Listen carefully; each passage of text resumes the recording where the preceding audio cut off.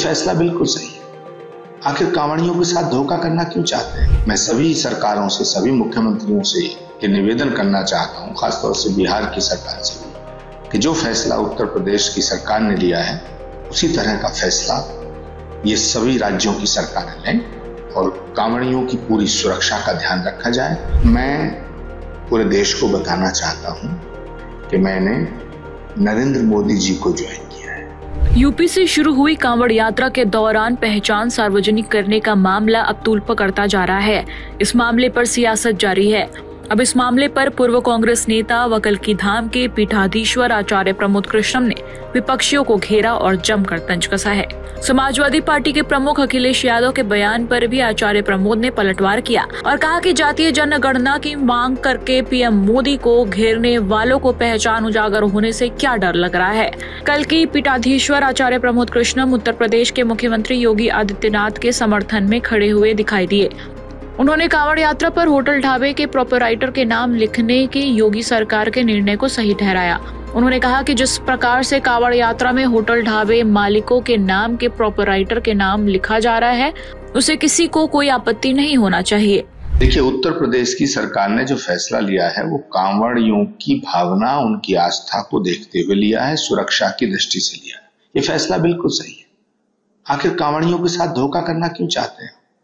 और हरियाणा, राजस्थान, छत्तीसगढ़, मध्य प्रदेश, महाराष्ट्र और दिल्ली, मैं सभी सरकारों से, सभी मुख्यमंत्रियों से ये निवेदन करना चाहता हूँ, खासतौर से बिहार की सरकार से भी, कि जो फैसला उत्तर प्रदेश की सरकार ने लिया है उसी तरह का फैसला ये सभी राज्यों की सरकारें लें और कांवड़ियों की पूरी सुरक्षा का ध्यान रखा जाए, क्योंकि कांवड़ एक बहुत बड़ी तपस्या है। और जिस तरह उत्तर प्रदेश की सरकार ने कांवड़ियों के प्रति अपनी श्रद्धा व्यक्त की है, इसी तरह सभी सरकारें कांवड़ियों की इस तपस्या के प्रति नतमस्तक होकर अपनी श्रद्धा व्यक्त करें। आप लगातार कांग्रेस के वरिष्ठ नेता रहे हैं और आप काफी समय तक कांग्रेस में शामिल रहे, लेकिन कल से एक बाजार चर्चा बिल्कुल गर्म हो रही है कि आपने भाजपा ज्वाइन कर ली है, तो क्या कहते हैं इस मामले को लेकर? सच बात करना, सनातन की बात करना, राम की बात करना, श्री कल्की धाम की बात करना, शास्त्र की बात करना, पुराण की बात करना, क्या कोई राजनीतिक पार्टी में ज्वाइन करने जैसा है? क्या सच्ची बात करने को, शास्त्रों की बात करने को, सनातन की बात करने के लिए हमें भाजपा ज्वाइन करना जरूरी है? मैं पूरे देश को बताना चाहता हूं कि मैंने नरेंद्र मोदी जी को ज्वाइन किया है। साफ तौर से मैं कहना चाहता हूं, वो क्यों किया है? क्योंकि नरेंद्र मोदी एक अकेले ऐसे नेता हैं इस देश में जिन्होंने सनातन संस्कृति, सभ्यता और शास्त्रों के साथ साथ भारत के गौरव को बढ़ाने का काम किया है। पूरी दुनिया आज भारत की तरफ एक अच्छी निगाहों से देख रही है। पूरी दुनिया भारत को विश्व गुरु बनाने के इस प्रयास को सफल बनाने के लिए आज नरेंद्र मोदी के साथ खड़ी है। पूरी दुनिया नरेंद्र मोदी को अपना नेता मान रही है। तो जिस व्यक्ति ने भारत को गौरवान्वित करने का काम किया है, जिसने भारत के वजूद को बढ़ाया, जिसने भारत के गौरव को बढ़ाया, जिसने भारत के स्वाभिमान को बढ़ाया है, जिसने सनातन संस्कृति को पूरे विश्व में उसके ध्वज को फहराने का काम किया है, मैंने उस नरेंद्र मोदी को ज्वाइन किया है।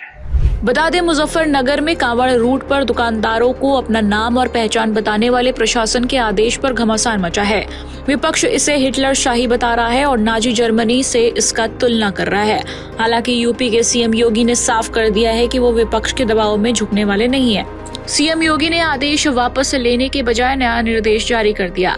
इस नए निर्देश में कहा गया है कि पूरे राज्य में कांवड़ रूट पर दुकानदारों को खाने की दुकान पर नेम प्लेट लगाना होगा।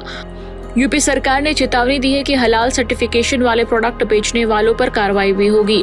योगी आदित्यनाथ सरकार ने कांवड़ यात्रा मार्ग पर पड़ने वाले भोजनालयों, ढाबों, फलों की दुकानों और चाय की दुकानों को मालिकों के विवरण बताने वाले नेम प्लेट प्रदर्शित करने के लिए कहा है।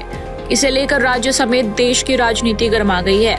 विपक्ष ने यूपी की योगी आदित्यनाथ सरकार के इस आदेश को सांप्रदायिक करार दिया है और भाजपा पर विभाजनकारी राजनीति करने का आरोप लगाया है। लेकिन कई मुसलमान समाज ने योगी के इस निर्णय का जमकर स्वागत किया। हमारे यहाँ जो हम मैसेज देने की कोशिश कर रहे हैं, पिछली बार जो 31 तारीख को दंगा हुआ था पिछली साल, वो कुछ बाहर के गुंडे यहाँ आए थे मेवात बदनाम करने के लिए। अब उन गुंडों पे पूरी मेवात की 36 बिरादरी की नज़र है और गुंडों की अब यहाँ चलेगी नहीं। मेवात में 36 बिरादरी का प्यार था, प्यार रहेगा आगे भी। और हमारे यहाँ हम हिंदू मुस्लिम सारे भाई मिलकर रहते हैं। हमारे यहाँ उजीने गांव से भी हमारे संजय भाई यहाँ आए हुए हैं और हम देखो सारे भाई भाई मिलकर इस काम कर रहे हैं। अलवी समाज की तरफ से हमने ये पानी की व्यवस्था छोटी सी एक करी है। हमारी कोशिश है कि हम भी कुछ, हमारे हज के लिए जैसे लोग जाते हैं ये भी हज के लिए आ रहे हैं, तो हमारी कोशिश है कि हमारे भी कोई पुण्य लग जाए। हमने पानी की, फूलों की वर्षा हम यहाँ उन लोगों पर करेंगे जब वो आएंगे। तो हमारी कोशिश है कि जो मेवात बदनामी के लिए जाने जाते हैं कि हमारे मेवात वो नहीं है जो पिछले साल, हमारे मेवात मोहब्बत का पैगाम है। और हम अपने जल विषयक यात्रा में जितने यात्री आ रहे हैं हम उनको दिल की गहराइयों से स्वागत करते हैं, इस्तकबाल करते हैं और वो आइए और हम यहाँ उनके लिए खड़े हैं। सारी बिरादरी, मुसलमान समाज, सारा लोग खड़े हैं यहाँ पर। अब जो गुंडे लोग थे वो उनको खदेड़ देंगे मेवात से। यहाँ ऐसे कोई झगड़े की वो नौबत आने नहीं देंगे। स्मोकअवेजी जो है, जो पहले झगड़ा हुआ था वो बाहर के गुंडा ने करा था, लेकिन हमारे मेवात में भाईचारा है, हिंदू मुस्लिम भाई भाई हैं, है ना, और भाई भाई रहेंगे। और जो भाई यात्रा के लिए आ रहा है उनकी स्वागत करेंगे और बहुत अच्छी कैसे रहेंगे जी। पानी, हाँ, पानी केला इनकी व्यवस्था है और भाई भाई रहेंगे और उनके स्वागत करेंगे जी। बता दें, यूपी सरकार के इस निर्णय को लेकर विवाद भी शुरू हो गया। अब ये मामला सुप्रीम कोर्ट पहुंच गया है। एसोसिएशन ऑफ सिविल राइट्स नाम के एनजीओ ने सुप्रीम कोर्ट में याचिका दाखिल करके यूपी सरकार के आदेश को रद्द करने की मांग की है। ये याचिका 2024 जुलाई की सुबह 6 बजे ऑनलाइन दाखिल की गई है। इसीलिए हम कहते हैं कि राजनीति माने राज्य के अलावा की भी शक्तियों की जरूरत है। ये जो धर्म शक्ति है, हमारा जो पीठ है, ये किस लिए बना है कि कानून से जो लोग नहीं मानते हैं उनको हम अंतःकरण से मनवा दें। हम उनकी ऐसी समझाइश करें कि जिससे वो अपने आप अपराध से बच जाएं। हर घर में भाई बहन साथ रह रहे हैं, जवान भाई बहन रहते हैं हर घर में, लेकिन कहीं कोई अत्याचार अनाचार नहीं होता है। क्यों? क्योंकि उनकी समझ ऐसी बन गई कि मेरी बहन है, वो मेरा भाई है। कभी जीवन में विचार ही नहीं आते ऐसे जिससे कुछ गड़बड़ी होने की आशंका हो। हर घर में सोना चांदी रखा रहता है, लेकिन घर का कोई व्यक्ति उसको नहीं चुराता है कि भाई क्यों चुराऊं, मेरा ही है, ज़रूरत पड़ने पे मिलेगा। तो ऐसी परिस्थिति में धार्मिक शिक्षा की, नैतिक शिक्षा की आवश्यकता होती है। जब हम ये शिक्षा दे देंगे कि भाई तुमको अपनी पवित्रता को मेंटेन रखने के लिए ऐसे नहीं खाना है, ऐसे नहीं खाना है, इनका नहीं खाना है, इनका नहीं खाना है, इनका नहीं खाना है, तो वो करने लगेगा। कानून से काम हो सकता है, कानून से आप नाम लिखवा दोगे। अच्छा, आप देखिए आज की परिस्थिति तो ये है कि पहले जो धर्मांतरण करते थे वो लोग नाम बदल देते थे। आज पूरे देश में धर्मांतरण तो तेज़ी से चल रहा है, हम लोग सब जान रहे हैं, जगह जगह रिपोर्ट रहती है। लेकिन अब उन्होंने नाम बदलना बंद कर दिया। अब इस्लाम वाले भी कन्वर्ट कर रहे हैं तो नाम नहीं बदल रहे हैं, और ईसाई वाले भी कन्वर्ट कर रहे हैं तो नाम नहीं बदल रहे हैं, वो नाम वही रहने देते हैं। अब हमने तो नाम देखा बोर्ड में और नाम देख करके हमने खरीद लिया और खा लिया, तो क्या सही हो गया?